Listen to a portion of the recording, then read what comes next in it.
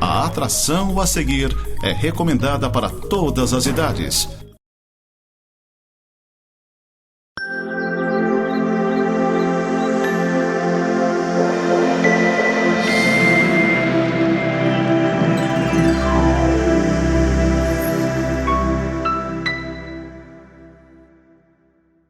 Olá, seja bem-vindo ao programa Semeando para a Vida Eterna. Este é um programa da Igreja Presbiteriana de Lages e é com alegria que eu entro aí na tua vida agora, na tua intimidade, através da sua TV, através do seu celular, através do seu notebook, levando a palavra de Deus, que é a nossa tarefa principal. Nós somos uma igreja centenária aqui em Lages. No mundo inteiro, a Igreja Presbiteriana já tem quase 500 anos. Nós somos frutos da Reforma Protestante e a nossa principal missão é levar o Evangelho para as pessoas e fazer discípulos de Jesus Cristo. Aqui em Lages, nós estamos na rua Fausto Souza, número 353, no centro, ao lado do Cieja, em frente do Quero Café. Nossos principais cultos são domingo, 9 horas da manhã, 10 horas da manhã uma escola dominical e às 19 horas mais um culto ao Senhor. Você é convidado para estar conosco. Nós acabamos de estudar o livro, a Carta de Tiago. Carta de Tiago, irmão de Jesus Cristo, que escreveu para a igreja que era perseguida naquela época. E hoje eu quero começar a estudar com vocês o livro de Ruth. E nós vamos bem calmos, estudando pouco a pouco o que esse livro tem de mensagem para mim e para você. Nesse tempo onde que nós vivemos sem esperança, onde nós pensamos que estamos abandonados por Deus, Ruth é um livro que traz esperança para nós. E eu quero ler com vocês hoje no capítulo 1, dos versículos 1 ao 5, essa primeira parte do texto de Ruth, que diz assim a palavra de Deus. Nos dias em que julgavam juízes, houve fome na terra, e um homem de Belém de Judá saiu a habitar na terra de Moabe, com sua mulher e seus 2 filhos. Este homem se chamava Elimeleque, e sua mulher Noemi. Os filhos se chamavam Malom e Quilion, efrateus de Belém de Judá. Vieram à terra de Moabe e ficaram ali. Morreu Elimeleque, marido de Noemi, e ficou ela com seus 2 filhos, os quais casaram com mulheres moabitas. Era o nome de uma Orfa e o nome de outra Ruth, e ficaram ali quase 10 anos. Morreram também ambos os filhos, Malom e Quilion, ficando assim a mulher desamparada de seus 2 filhos e de seu marido. E eu queria orar para nós começarmos a meditar na palavra de Deus. Senhor nosso Deus e Pai, nós te agradecemos por esse dia, por esse momento onde nós podemos parar para estudar a Tua palavra, Pai. Que a Tua boa mãe seja conosco, Senhor Deus, e que o Senhor fale ao nosso coração, Pai. É o que nós te pedimos, é o que nós te imploramos, em nome de Jesus Cristo. Amém. Talvez você, como eu, seja fruto de pessoas que vieram de outros países. A família da minha mãe veio da Itália, a família do meu pai também veio da Itália.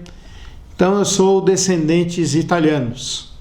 E há algum tempo atrás, chegou na minha mão o passaporte do meu bisavô, chegou na minha mão.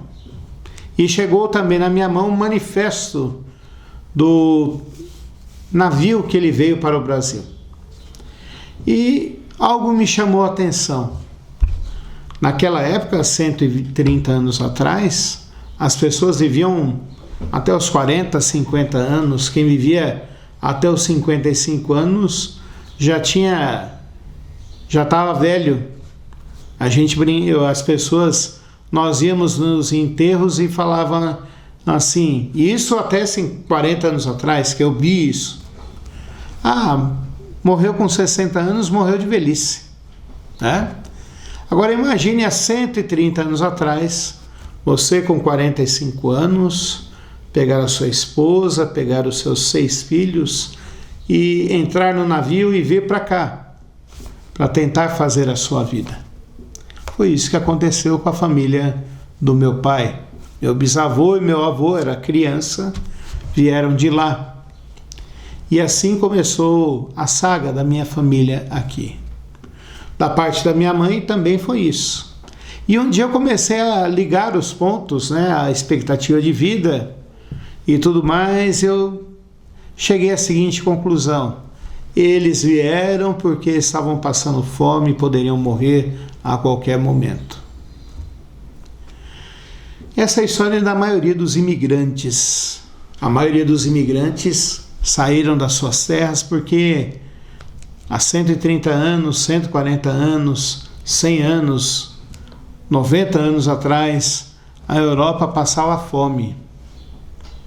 Havia destruição com pragas, com tudo, e as pessoas saíam dos seus lugares para procurar vida, viver. E nós temos aqui nesses 5 primeiros versículos uma família que também procura ter vida. E algumas coisas chamam a atenção aqui para nós. Primeiro é dizer que nos dias em que julgavam os juízes, Noemi e seu marido foram para outra cidade. É interessante você buscar as respostas no Antigo Testamento. E Israel tinha se estabelecido na Terra Prometida, na Palestina, há menos de 200 anos aqui. E a gente vê que nesses 200 anos que eles se estabeleceram, depois de Josué, eles não obedeceram a Deus. Se eu for colocar ali uma frase que sintetiza o livro dos Juízes, que é o livro anterior, aqui é o livro de Ruth, há um versículo que se repete, uma frase que se repete a todo momento ali. E cada um fazia segundo o seu próprio coração. Eu chamo a atenção disso, e cada um fazia segundo o seu próprio coração, porque é revelador isso. Porque na maioria das vezes que aparece esse versículo, aparece que Israel tinha abandonado os mandamentos de Deus. Em Deuteronômio 6, Deus chama Moisés e fala assim: olha, de tudo que você tem que ensinar para esse povo, e esse povo precisa ensinar para os seus filhos, é que ensina isso, que eles devem amar a Deus de todo o seu coração, com toda a sua força, com todo o seu entendimento, com toda a sua alma. E o povo tinha se esquecido disso. E ao se esquecer disso, que a obrigação deles era amar a Deus, que eles precisavam amar a Deus, eles estavam penalizados, porque eles se esqueciam de que ao abandonarem Deus, eles abandonavam a fonte de todas as bênçãos. É isso que a Bíblia fala para nós. Todas as bênçãos provêm de Deus. E eles deixaram de amar a Deus, deixaram de seguir a Deus, deixaram de obedecer a Deus. A consequência disso foi muito clara. Deus começou a discipliná-los. Sim, eu preciso falar esse termo, discipliná-los. Eles foram disciplinados por Deus e Deus começou a não mandar chuva. E sem chuva, meu amigo, não tem alimento, não tem água para beber, não tem gado, não tem nada. Faltava o básico para eles. Mas Elimeleque, ao invés de buscar a Deus, pedir perdão a Deus e pedir para que Deus fizesse com que ele amasse mais a Deus do que qualquer outra coisa, Elimeleque não faz isso. Elimeleque resolve fugir. Então a primeira coisa que eu entendo aqui é que, diferente dos meus avós, dos meus bisavós, Elimeleque escolheu a opção mais fácil. Mas essa opção mais fácil vai se mostrar a pior de todas. Elimeleque, ao invés de buscar a Deus, ele busca uma solução humana, temporária, e consegue. Ele sai de Belém, e o nome Belém aqui é bem significativo, e eu preciso explorar isso. Belém significa a casa do pão.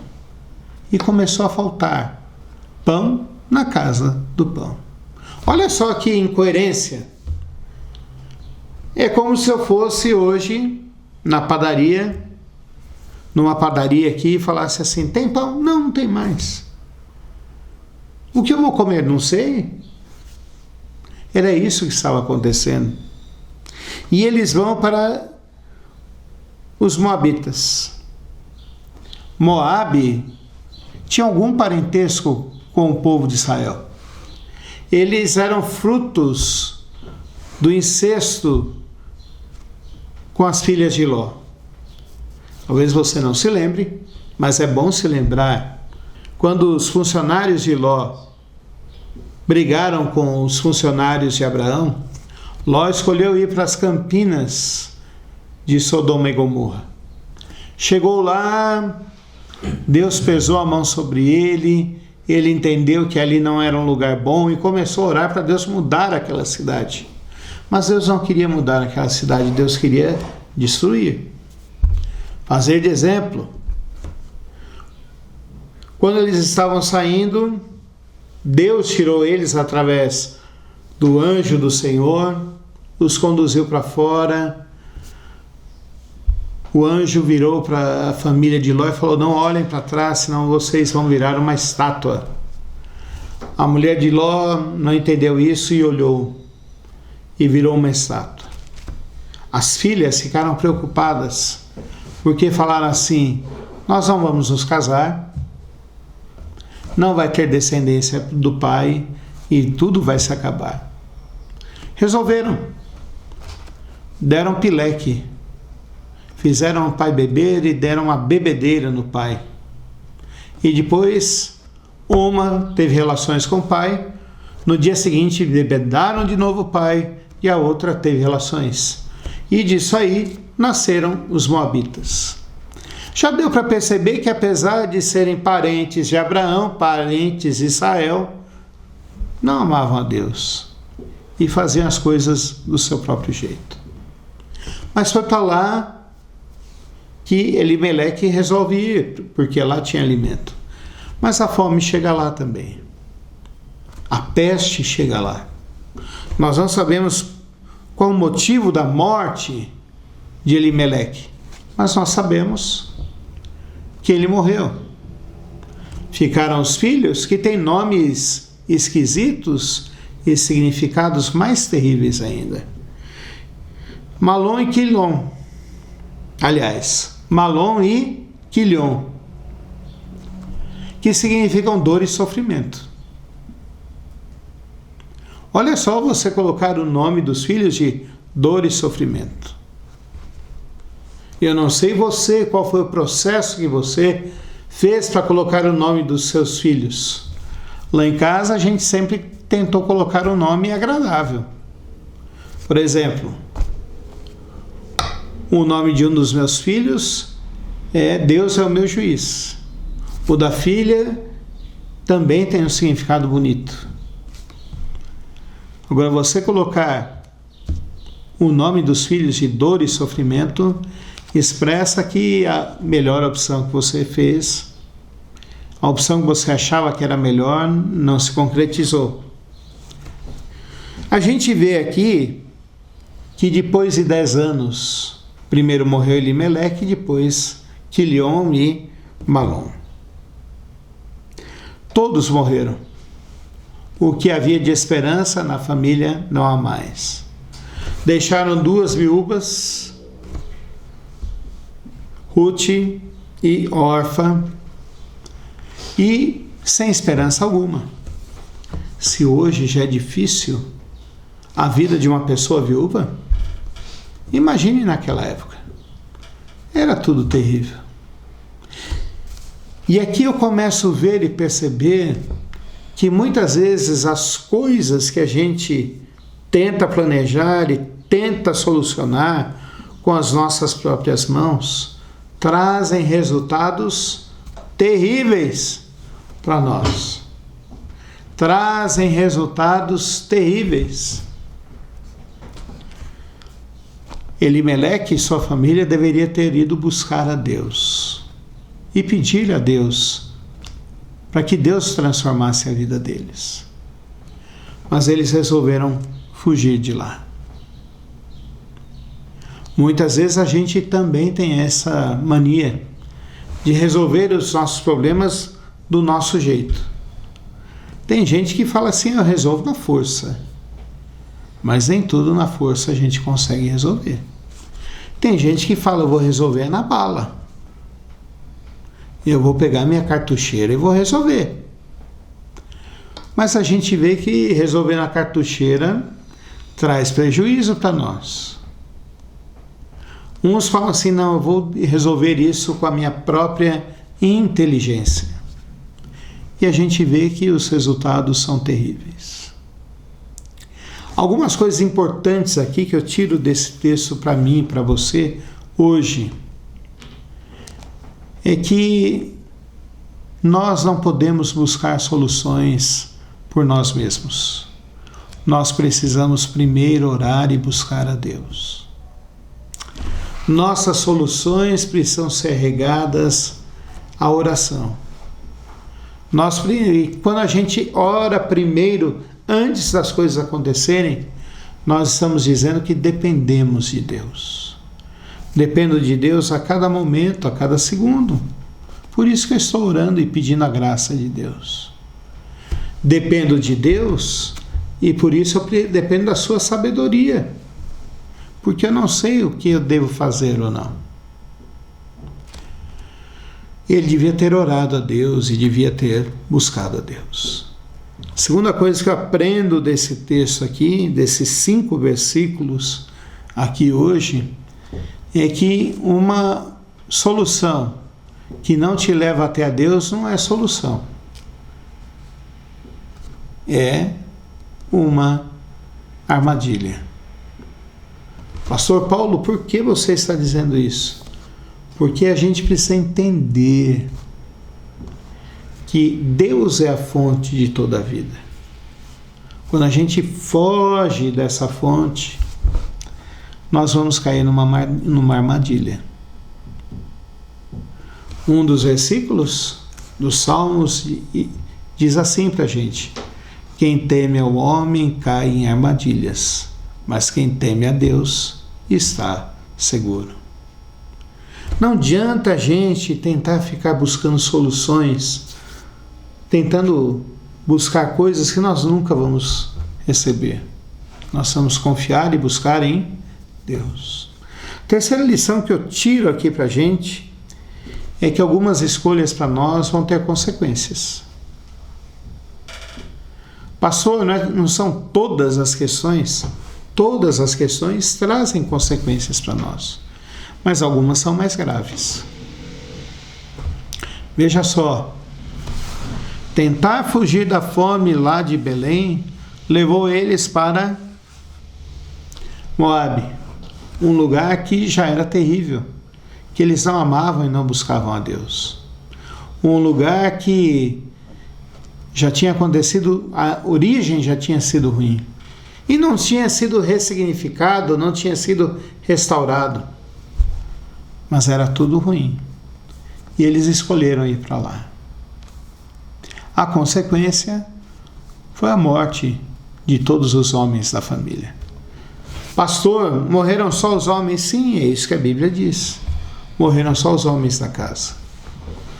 Mas ser viúva naquela época significava não ter o que comer. Significaria mendigar o pão. E olha só a consequência. Sua família destruída por causa de uma das escolhas.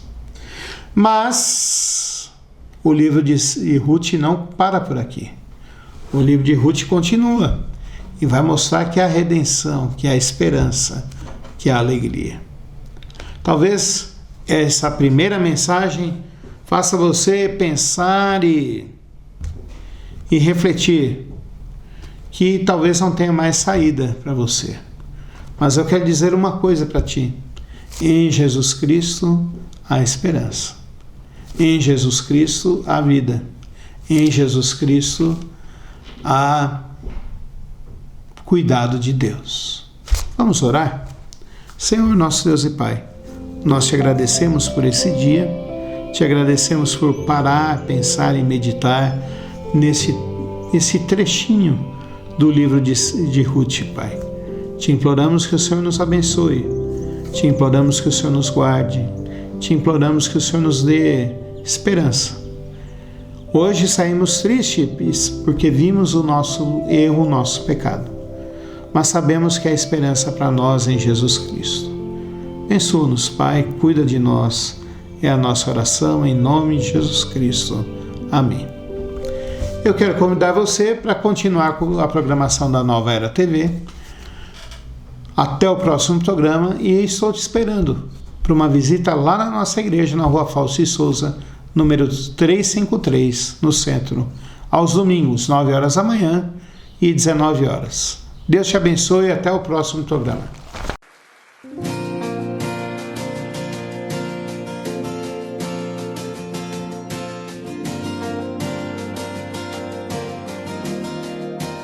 O que tenho a não ser tanto amor em teu olhar, este mundo vai passar, mas tua verdade ficará. Jesus, eu só tenho a ti esperança para mim.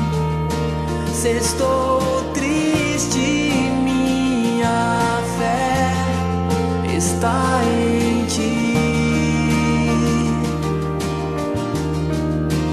Tua mão sustenta o céu e sustenta o meu viver. Teu amor me guiará até o fim. O que tenho a não ser tanto amor em teu olhar, este mundo vai passar, mas tua verdade ficará. Jesus, eu só tenho a ti esperança para mim. Se estou triste, minha fé está